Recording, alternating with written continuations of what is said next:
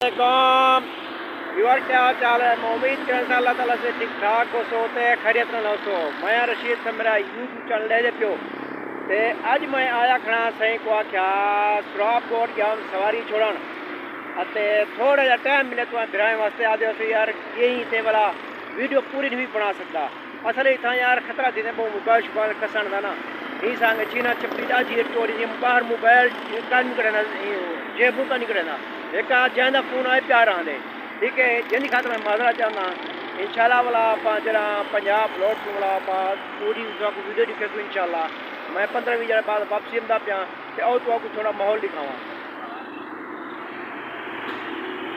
ये माहौल है सही अपना कराची दा। मैं गया हम सुराब कोट सवारी छोड़न अते मेरे को टाइम क्या नहीं मिला। मैं आगे थोड़ी जी तो बिराए वास्ते वीडियो बना के ना इन आखन भाई भूल गए वन तक कराची को वीडियो शीडियो मुकम्मल का नहीं दी शॉर्टकट वीडियो बना जो तुसा मेरे बिरा यूट्यूब फैमिली वाले जल्दी से देख गिनो ओके। तो इंशाल्लाह ज़्यादा वाला आप लौट सूँ वापसी इंशाल्लाह वलाऊ रौनक सुनते वलाऊ मौजा बहरा सुनते वो वीडियो से ओके ठीक है। बुलाओ अल्लाह हाफिज़।